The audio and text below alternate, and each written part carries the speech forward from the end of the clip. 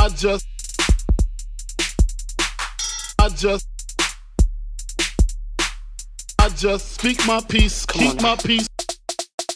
What's good, everybody? Welcome to episode 86 of the Speak My Peace podcast. As always, I'm your gracious host, Greg Lacey. Like we always do about this time, I hope this episode is reaching you all in good health. Before we do get into everything, I do want to start this episode off by apologizing because I did not start off last episode, the first episode of Women's History Month, the same way I started off the first episode of Black History Month. And you all know how important Black History Month is to me. And the same goes for March, Women's History Month.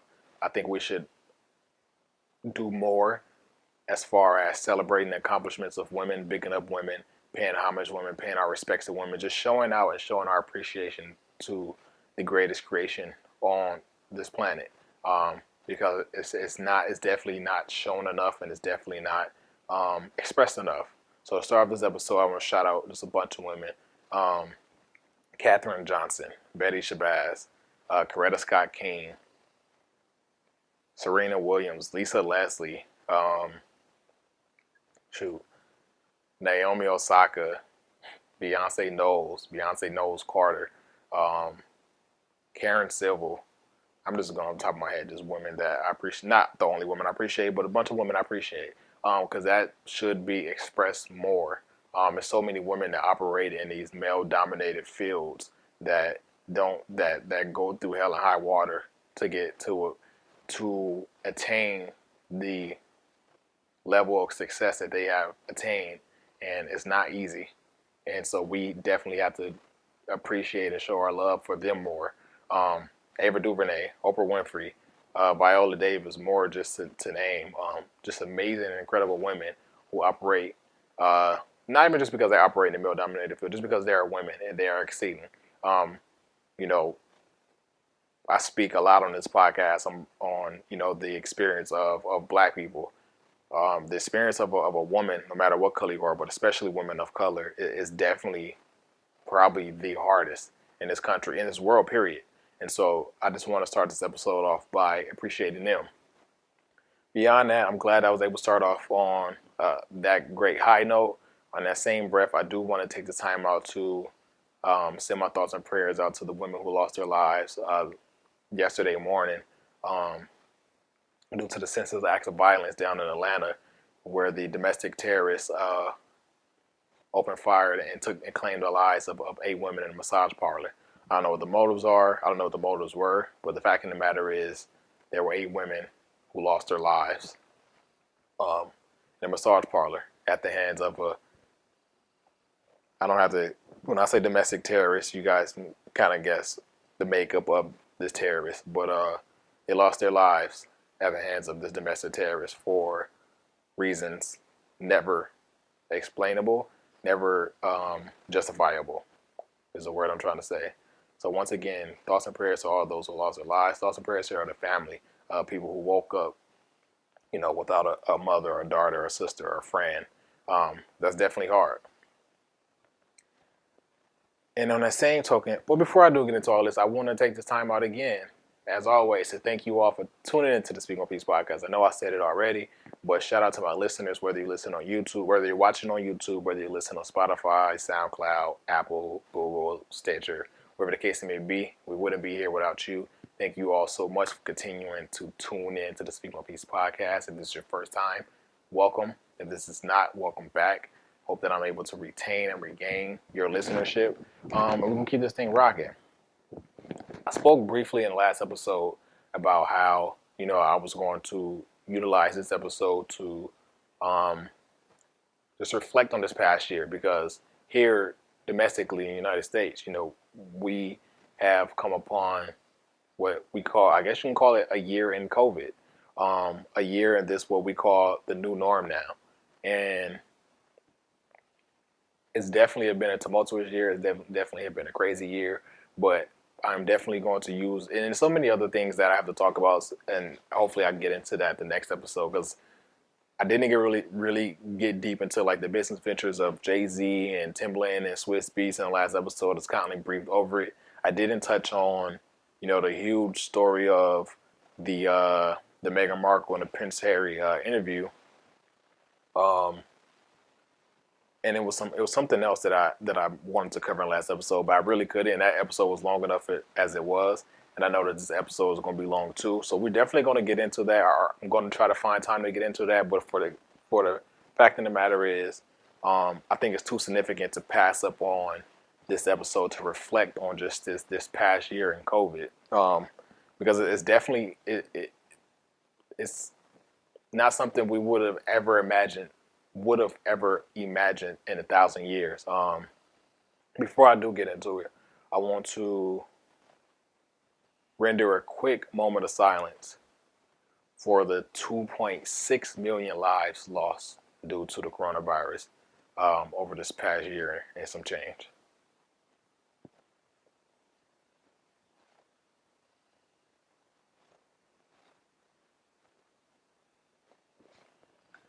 Man, that that number, 2.67 million worldwide. Here in the United States specifically, we have the highest toll just because we're hard headed, but worldwide that's 2.67 million.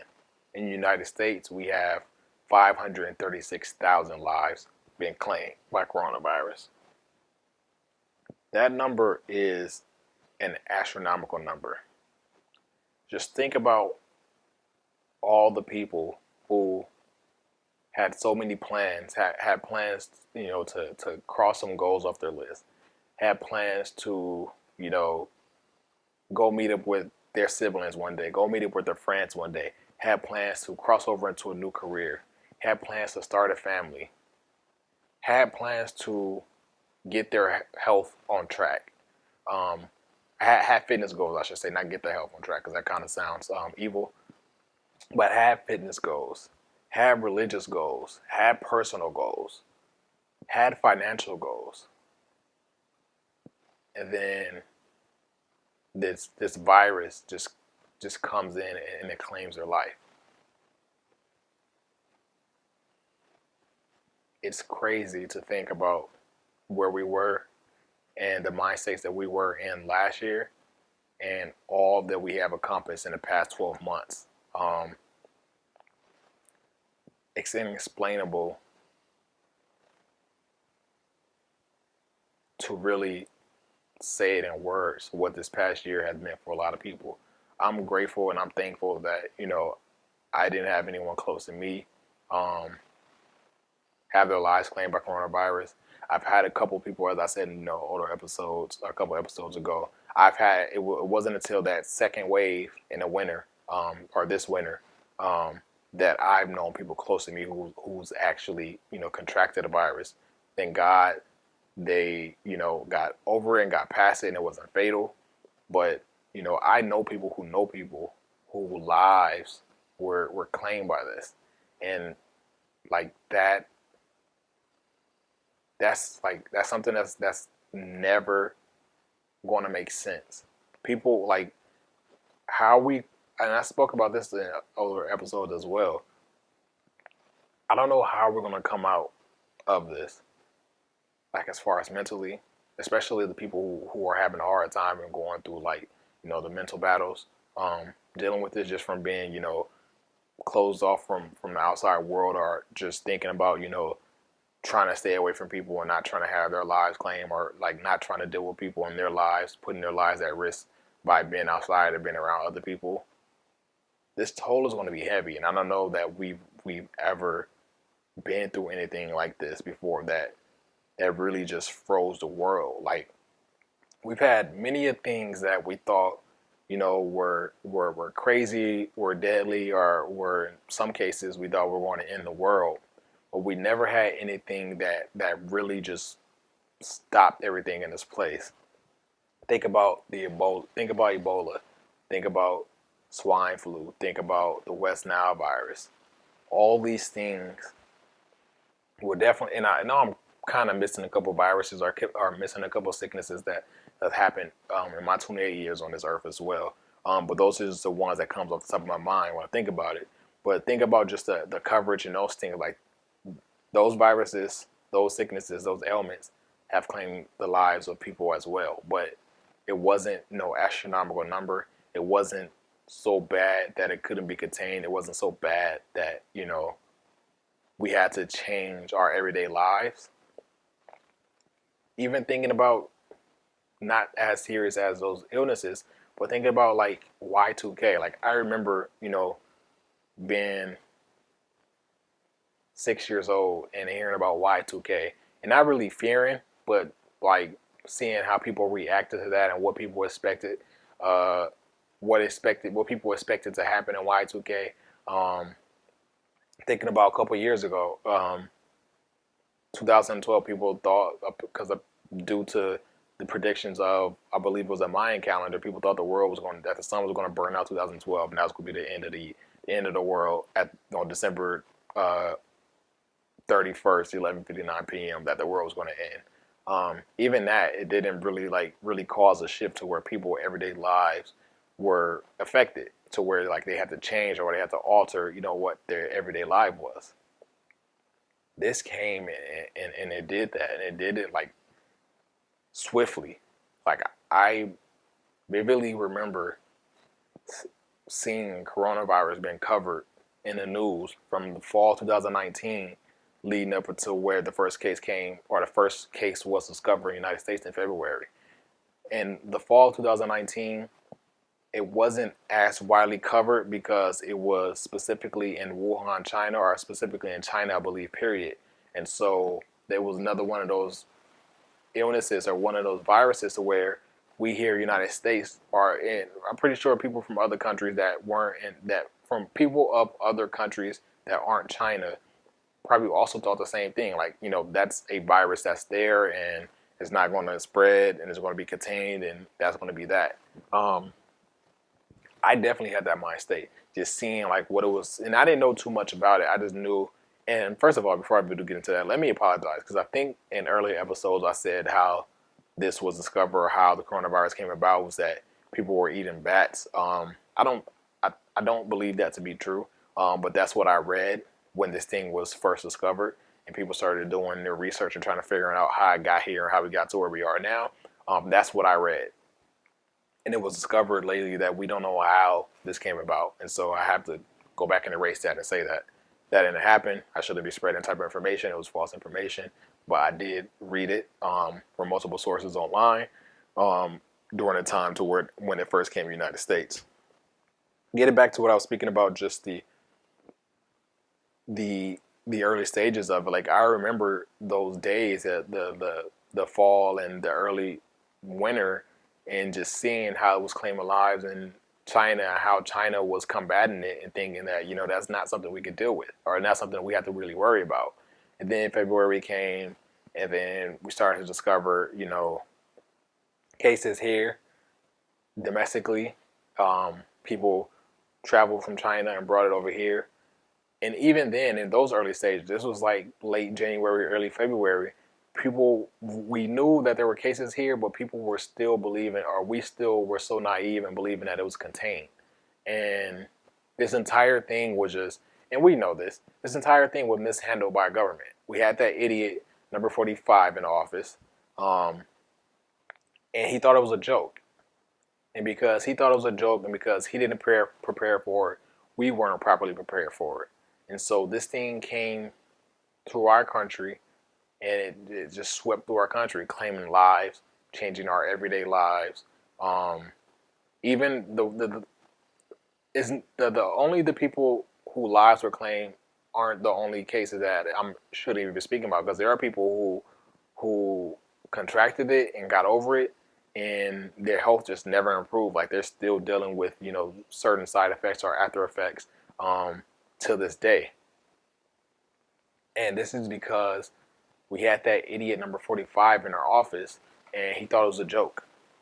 He thought it was a time to be racist. He thought it was a time to be prejudiced. He thought it was a time to joke about naming the virus after where it was first discovered. Not even naming the virus after it was first discovered, because he called it the Kung Flu virus. So it was just him just being a pig, and him utilizing what got him into our office in the first place. It's just his bigotry, his prejudice, and his racism. Everything that fueled him, everything that's fueled his campaign, everything that got the quote unquote people to back him was those same things that he was using, that fueled those terms that he used. And that wasn't the only term he used. He used many other terms as well when speaking about this virus. He never actually called it the coronavirus, I don't think. But that's who he is. Like, we can't expect too much from a person like that. But that's just where we were in the beginning stages, not really knowing. You could say naive, just because of, we seen how it was happening in China, and we didn't think. And I can't speak for everybody. I'm speaking for myself. But I seen what was happening in China, and I didn't think that. I thought that our medical system, I thought that our government were advanced enough to see something like this, or see a threat like this, and have the common sense, or have the wherewithal to stop it, to prevent it, to not let it get as far as it has gotten in these past 12 months, to affect our lives. Man, throughout these past 12 months, for the people who didn't contract it, people who were so lucky enough to survive these past 12 months, there is millions of people who risked their lives. And I'm speaking about the essential workers, the people who work in the hospitals, people who work in the grocery stores, the people who do Uber and Lyft. I know I'm going to forget it, some people, so definitely forgive me. The people who work in the department store, like the people who still had to go to work every day because they had to make ends meet, or because their company didn't properly prepare for the safety measures to combat this. The people whose companies really didn't have the funds in place to protect them, or to allow them to have the option to not be out every day and dealing with people. My heart goes out to them. Just like we stress, and people want to say I shouldn't draw parallels, but I'm going to draw parallels. This is similar to people who go overseas and fight for quote unquote our freedom. Not really our, as in people of color, but those other people fight for their freedom to be racist, their freedom to be bigots, their freedom to store the capital and things like that. I would draw parallels to the same thing, because when you do things like that and you deploy and you go overseas, you don't know what you're going into. There's a 50% chance that you will not return home. And that's the same thing with the essential workers. Granted, the chances of returning home may be significantly higher, but the fact of the matter is, they are not aware of what these consumers who are coming into their place of business are doing prior to coming into their place of business. Think about the nurses and the doctors. Granted, they have the protective gear and things like that, but those things are not 100% protective. Those are just measures put in place to make sure that they are protected as much as possible. But there are still, reasons, or there's still a possibility of them contracting it from a patient. Think about those same essential workers working in the hospitals, and they can't, sleep in their own bed. They can't, most of them can't sleep in their own homes because they fear that there is a possibility that somehow that virus followed them home, whether it's on a piece of clothing, whether it's on a piece of material that they may have followed with them, whether it was on their skin, whether it was in them. They feared that they brought this thing home with them, and they could potentially claim the lives of their loved ones, the parents that live with them, the children that live with them, the spouses that live with them, the relatives that live with them. They feared of that potential. And that's a great risk. Like, I know it's good now, like, media is really, showing their love and their appreciation for those essential workers. But those people are going to suffer PTSD from this from these past 12 months, and even going forward, because we're not out of this. I'm speaking about it as if we got over it, and I should change the tone because we're definitely not over it. We're still dealing with this, still out there, still claiming lives. We still have to take the precaution to protect ourselves.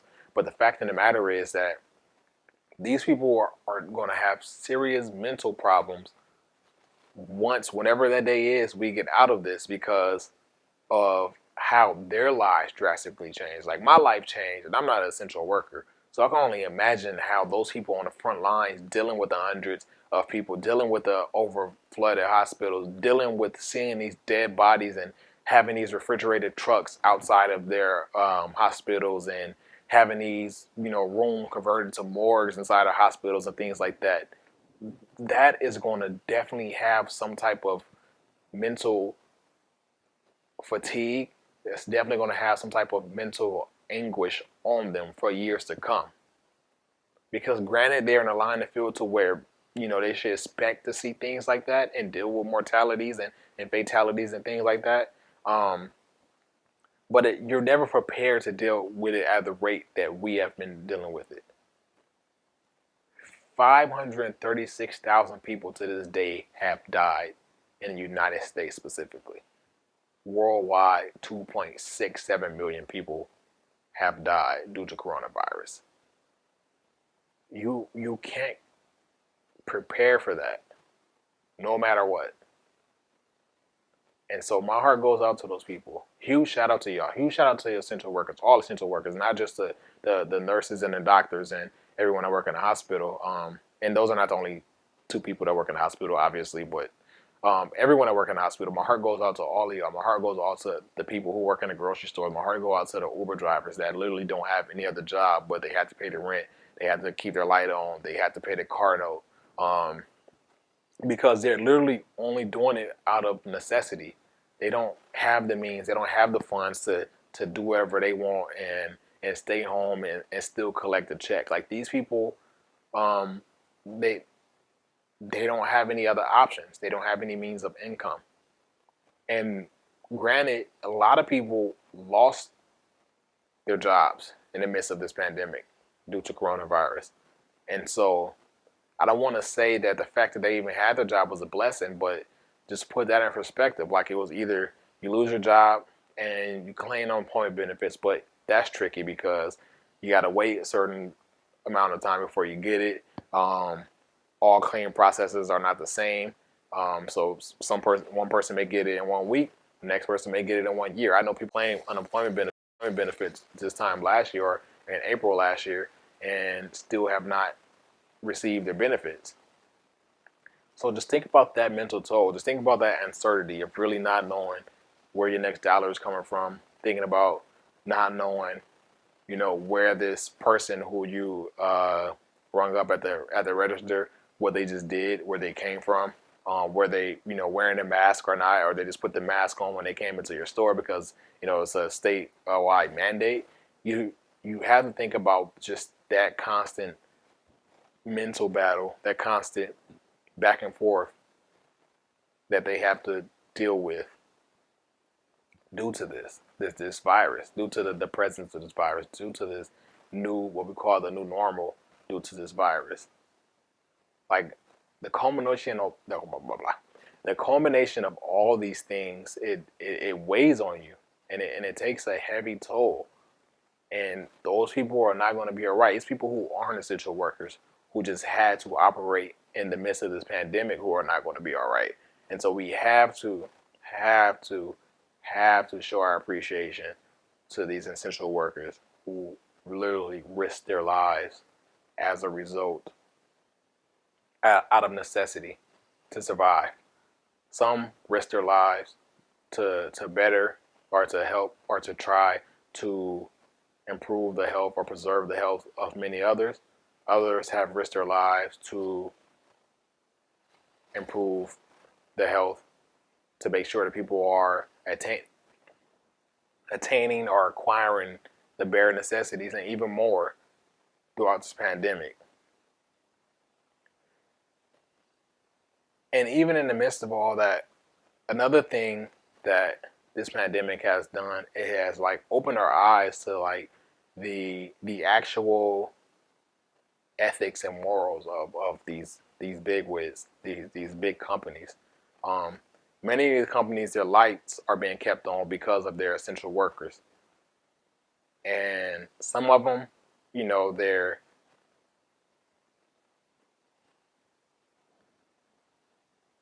helping these essential workers. They're providing benefits. They are making sure that they can taken care of. They're showing their appreciation.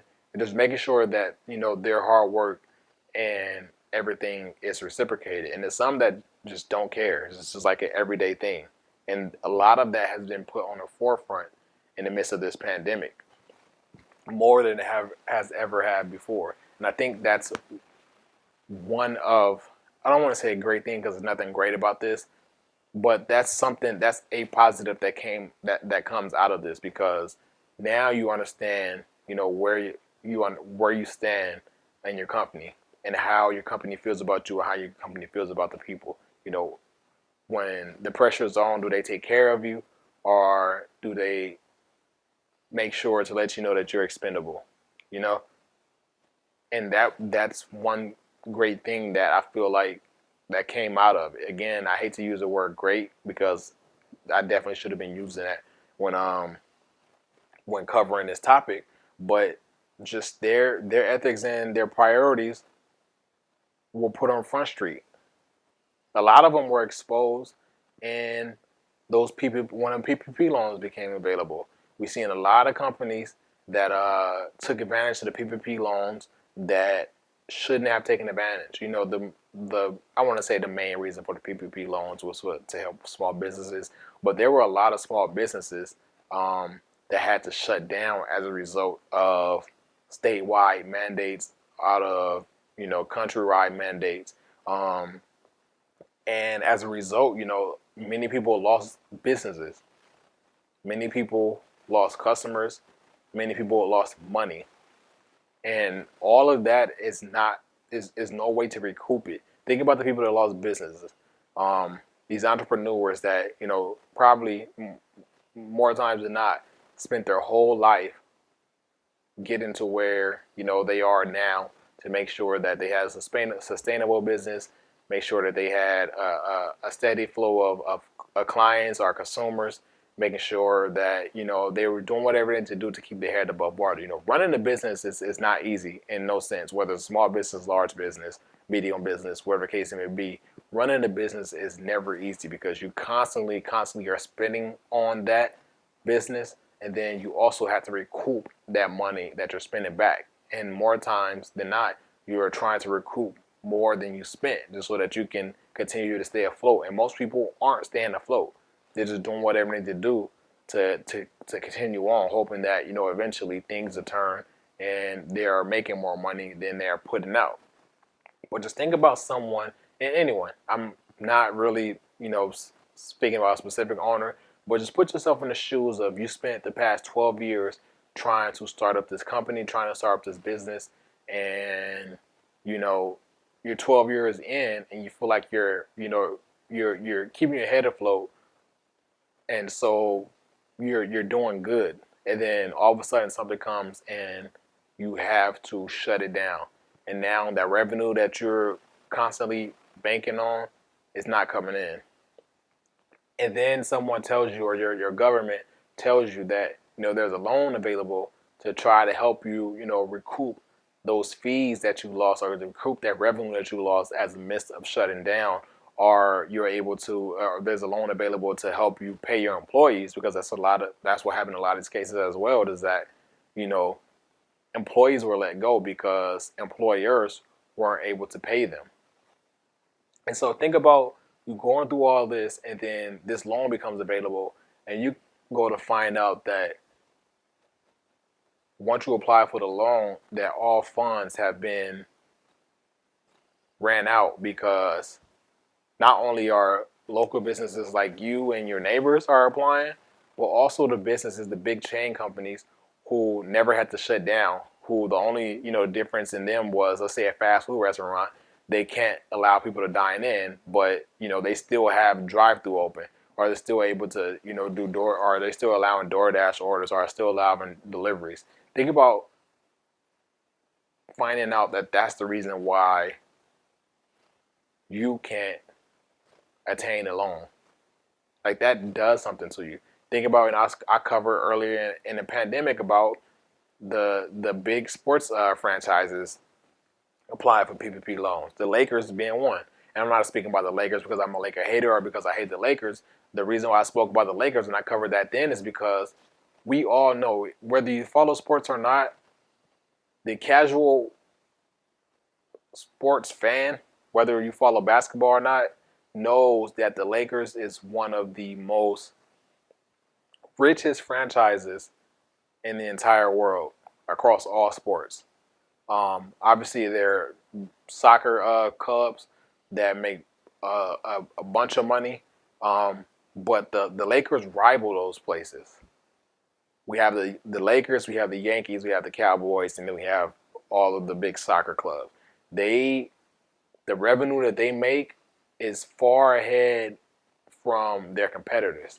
And so we think about a big company like the Lakers. We think about a big company like what was the other company? Burger Shack. We think about companies like them who, never actually really had to shut down. They were still able to make revenue. Granted, it probably wasn't the same revenue that they are used to, but they are still, gaining a large sum of money throughout this pandemic. And off of technicality, they were able to apply for loans and get it. Think about things like that. Think about Tom Brady, 7-time Super Bowl champion, multimillionaire football player. I don't want to say Tom Brady because I don't remember if it was Tom Brady specifically, but there was an athlete, and I believe it was Tom Brady. But there was an athlete who also did the same thing. They had a business of their own, and they decided to apply for PPP loan. It was granted millions of dollars because they applied. This is off of technicality because they were eligible. Think about that, and think about all these people gaining this money from this pot, and then you have local Joe Blow who had to shut down his business, who had to shut down, his shop because there was no funds available for him by the time he applied. And you could say, it's not their fault, first come first serve, or things like that. But just think about, just going back to what I was talking about, just priorities and ethics and morals. Morally, that's not okay on the behalf of those other big companies. And that's what I mean by morals were exposed through this pandemic, because we started to see what people care about. We started to see how far people will go. And we started to see just, when push comes to shove, what will these business owners, what will these businesses do to continue to stay ahead? We think about the saying, the rich stay richer and the poor get poorer. That was literally what we were witnessing in these early days of quarantine. And it was crazy. But, I mean, are we surprised? Think about, speaking about the same thing in the big companies, we found out now in the midst of this pandemic that in order for goals, and in order for tasks, and in order for missions to be accomplished, you don't really need everyone in the office. And that was another thing that was exposed. For the sake of money, how far would CEOs go to put people at risk? There have been some companies who throughout this entire pandemic that has, dwindled with having people come back into the office. There was like some instances where people were phasing in, a certain amount of people come on this day, a certain amount of people come on that day, or there were instances where only important people in the company come to work, or things like that. And there were some companies, and big shout out to the company I work for. I have not been to Los Angeles in a year because I work in Los Angeles. I don't, even though I'm, within like the inner city, not really in Los Angeles, I'm in Los Angeles County. I don't really like to be in LA too much. I don't like to drive to LA. I don't like to be out in LA, like mingling with people. I don't like to do things in LA unless it's like a concert or a sporting event. I don't go to LA too much. I go in surrounding areas. I go into the little pockets in the hoods outside of LA. But LA itself, like the city, I hate LA. I try to stay outside of LA as much as I. Let me not say I hate LA because this is like technically I'm from LA, and so me saying I hate LA, it kind of sounds weird. So I take that back. I don't hate LA. I hate driving and being in LA. And so I would literally only go to LA for work, and I have not been there once in the past year. I've been there once, actually, I lied. Not really LA, but you can call it LA. I've been to LAX. LAX is really like El Segundo area, but you can call it LA. But that is like the closest I've been to LA in the past year, and I'm definitely thankful for that. But get back, I'm getting off topic. I got off topic, but just getting back to me showing appreciation for my company. We still don't know what day we're going back into the office, but I was saying all that going on my rant about LA is because I've had the luxury of not having to go back to my office. There wasn't no inklings, there wasn't no discussions about, maybe we should go back this day, maybe we should come back. Our company still don't know what day we will return to office, and that's because they understand that, we may have lost out on some businesses, we may have lost out on some revenue within this past year, but the fact of the matter is, what is required from our employees can be accomplished at home. And employees can be successful, and their morale is high because, especially in our offices like LA and New York, they don't have to deal with traffic. They don't have to deal with commuting, and so they understand that. I'm a knock on wood because I don't want them to come back next week and be like, all right, we got a date. But till this day, like they have never. Every time we have our all hands call every week, people ask like, is there going to be a date? Because they want to be blindsided, and the people at the top of our heads of our companies keep saying that we don't have a specific date. We're still trying to make sure that everything is okay before we even start to think about coming back to the office. But as of right now, we do not have a date, and so I definitely appreciate them for that. And a lot of companies, a lot of big companies have been like that, but there are some companies that have not been that way. There's been some companies that come in on this day, as I just said. There were some companies that were staggering, the percentages of people that were coming in. They were staggering the roles of the people who had to come in and things like that. And it's been crazy, honestly. It's like I'm still thinking about just the essential workers, the people who work in the hospitals, people who work in the grocery stores and things like that. It really puts into mind like I can drop dead any day and they can hire someone else. And so we have to think about these things when we're seeking employment. Like a lot of times people ask, what's the morale or what the culture like in this place?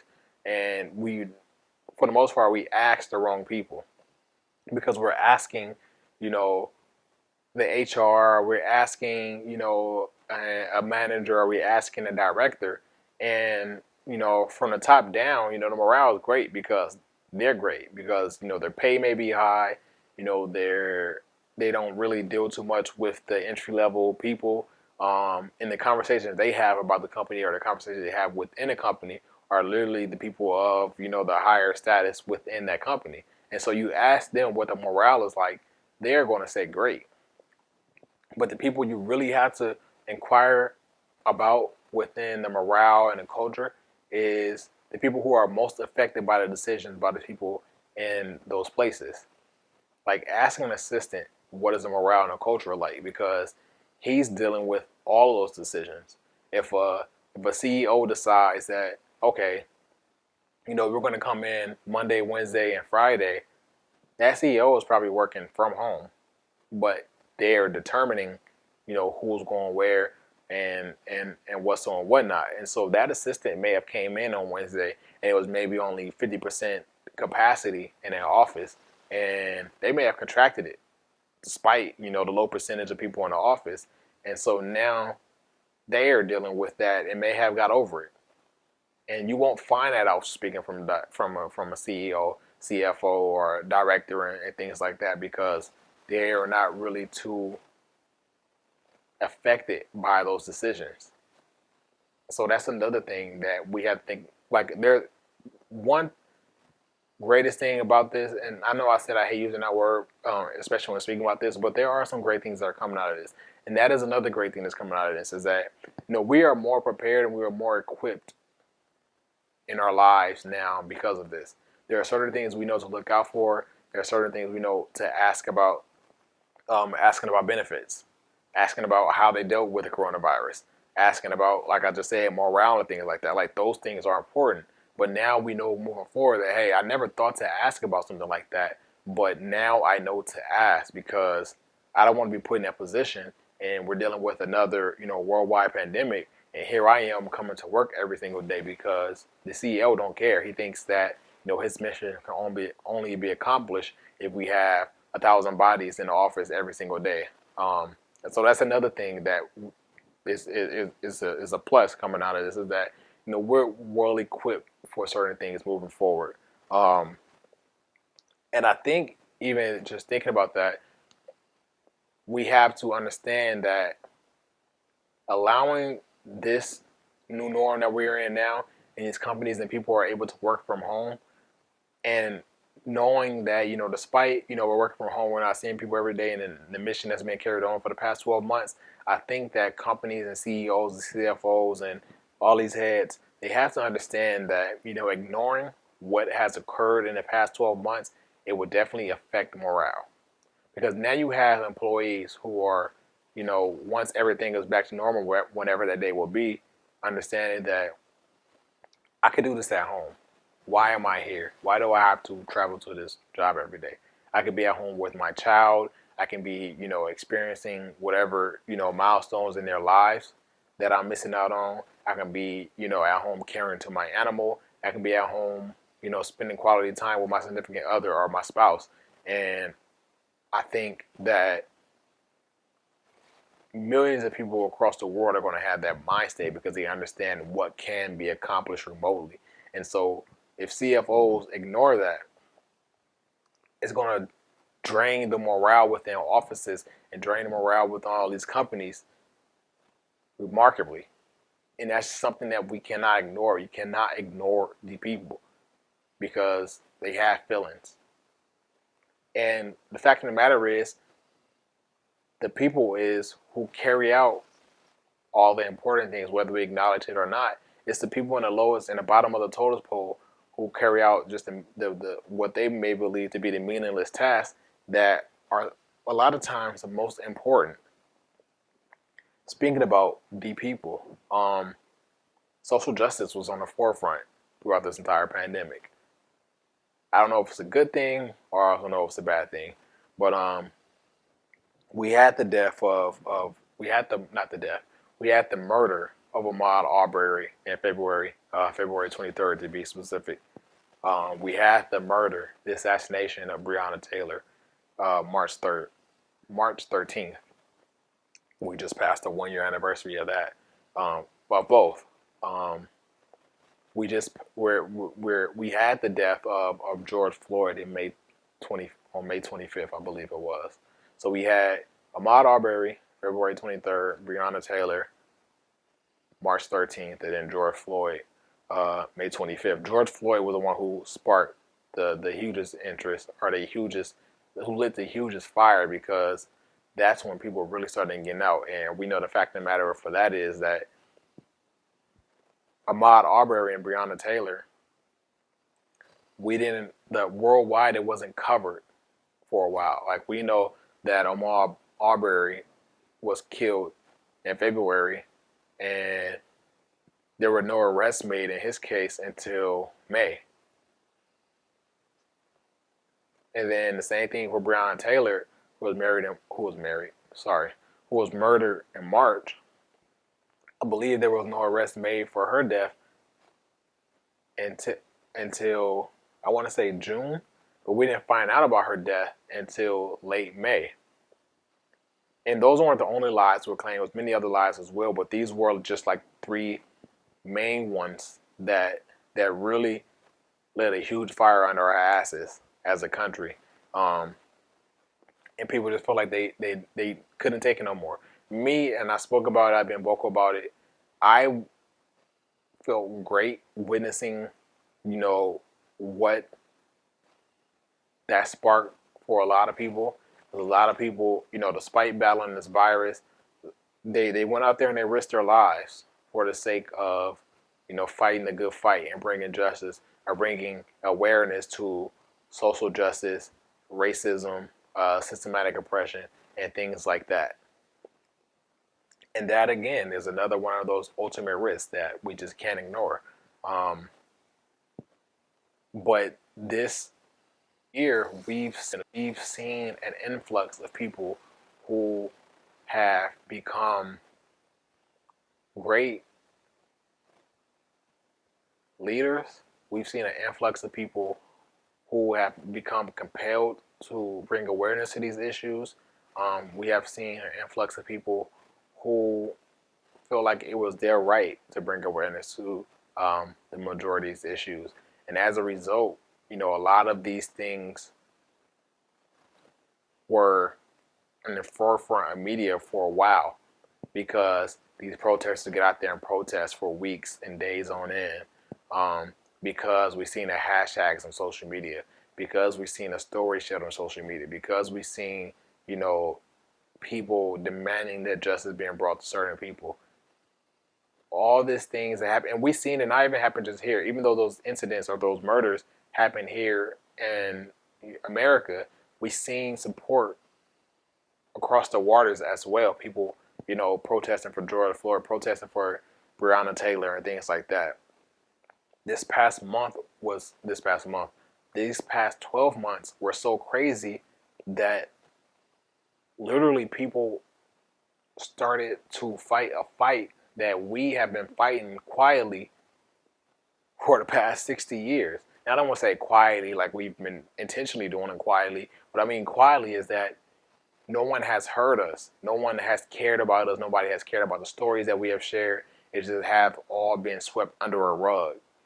And because we're all sitting at home, because we're all watching TV, because we're all reading the news, because we're all on social media, we couldn't ignore, for once, we could not ignore these stories. Like, you had to cover it. You had to empathize for these families. You had to empathize for these victims. And the majority of people were so compelled that they had to get out and show their support and show why these things were not okay. We're seeing, going back into the companies, we're seeing a lot of companies put out these statements, and I spoke about this as well. We've seen a lot of companies put out statements showing that they are aligning with the good fight. And then that was our, let me not say they just put out statements. They put out statements and they made donations, and then that was that, and we never heard anything else. But there were some companies that to this day are still fighting a good fight, that are speaking out against and using their platforms and investing in people of color because of what we were able to command during the summer of 2020 as a result of these protests, as a result of these senseless killings, as a result of these assassinations. A lot of these big companies, for the first time, have now heard us and understood why they had to back us, and understood, you know, the importance of investing in our communities.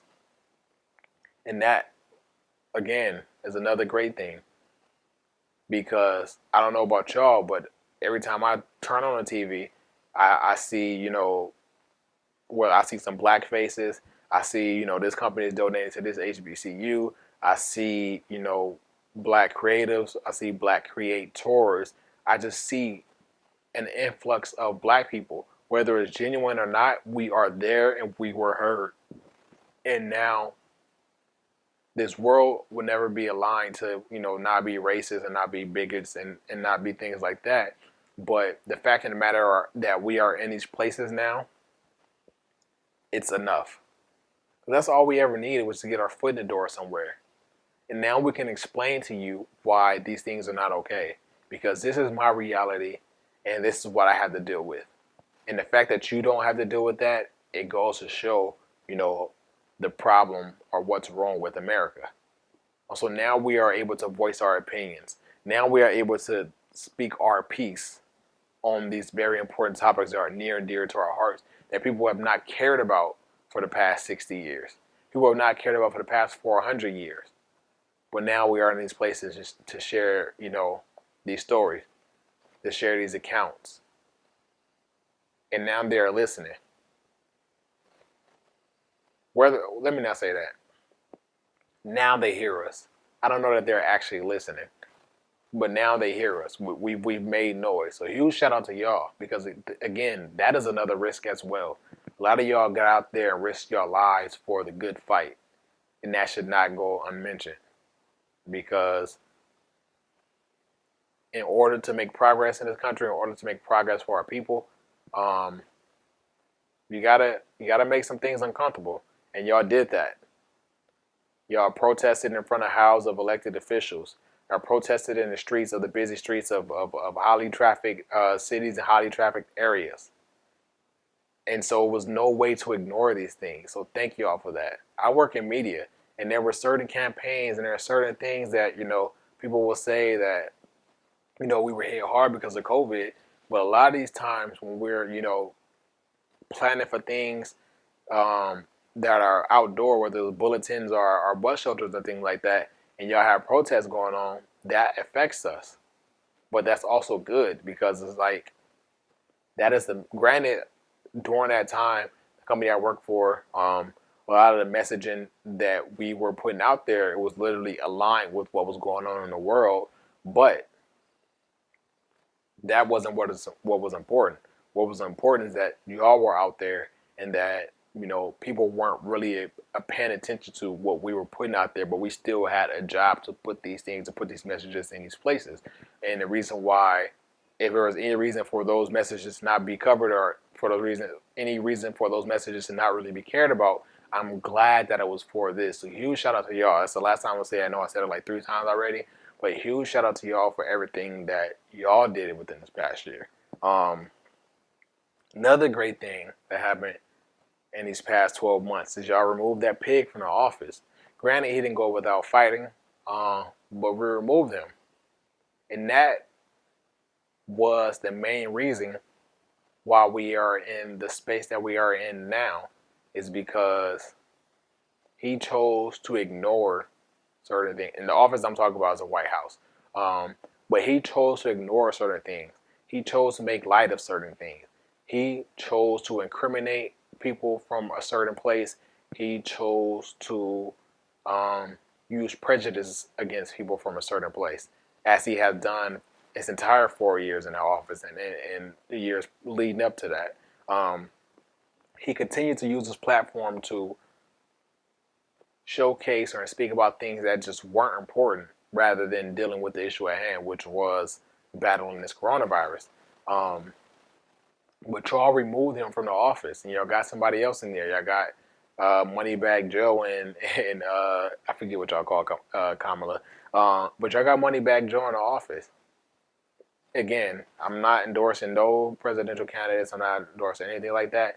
But y'all got rid of him, and we've seen the effects, the after effects of him being removed.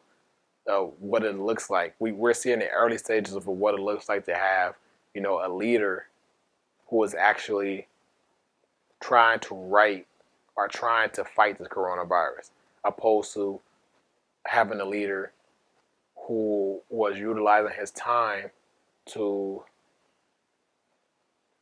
keep these narratives or control these narratives, or to push these narratives of racism and bigotry. And we get out of that. So a huge shout out to y'all once again, because that's huge. And in closing, this past 12 months has been something that none of us could ever prepare for, none of us could ever think about, none of us could ever dream about, none of us could have a nightmare about. It was unpredictable. But if you're listening to this podcast today, you are here. You have survived. You may have survived with bumps and bruises. You may have a bunch of scars. You may have lost family members, lost friends.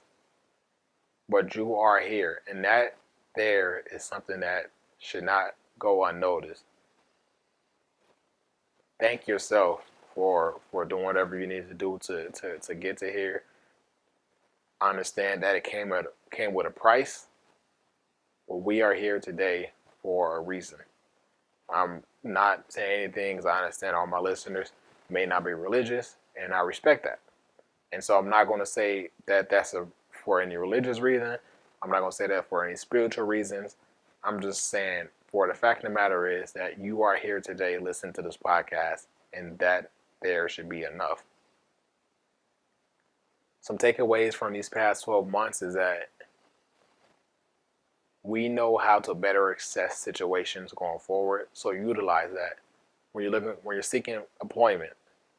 Ask them how did they deal with the coronavirus. Ask them about their health benefits.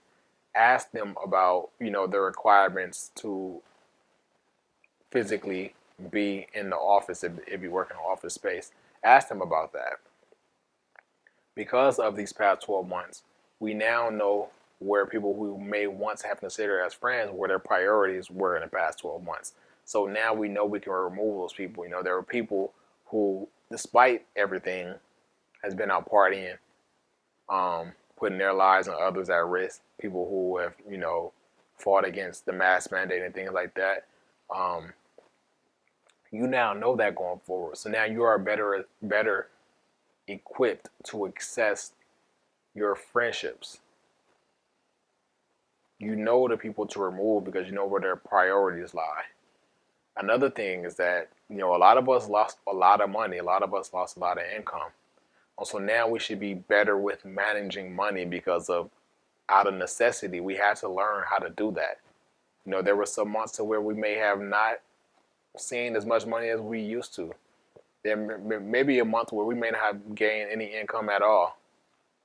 And so now we know how to stretch a dollar, and now we know how to make ends meet and prepare for any situation. Hopefully, a lot of us comes out of a situation with a savings account if we never had any before.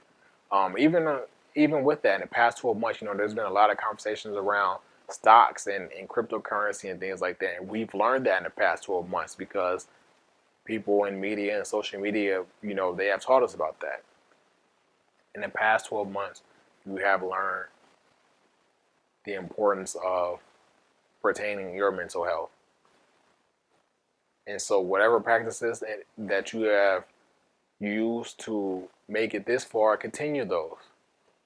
When things get good and the world opens back up and you're with your friends and you're with your family and you're partying and things like that, don't lose sight of, what kept you sane throughout these crazy times. And I say all that to say one last time is that just be present in a moment. Be thankful that you are still here and be grateful that you are still here because many, 2 million to be exact, more than 2 million, I should say, to be exact, are not here. And there are some that are still here that are still facing ailments as a result of this deadly virus. But you are here. Even if you are here and you aren't in the best of health, still be grateful. And I hope that you overcome whatever it is that you're going through. But still be grateful that you are here because many have lost their lives. I would say I didn't mean I would say I didn't mean to corona y'all to death, but I did. That was the intention of this episode, and I delivered on that. But that's really all I have for this episode. Thank you all for tuning in to the Speak My Peace podcast. I apologize. I probably should have led with this if the audio was kind of off. I got a new microphone. I'm trying to test it out. I got new equipment. I got a lot of new equipment this week. And so now I'm trying to test everything out and figure everything out. To my YouTube watchers, I know the setup kind of looks different. You don't see the plant and things like that. I'm trying to test that out as well. I also got new equipment for that. But again,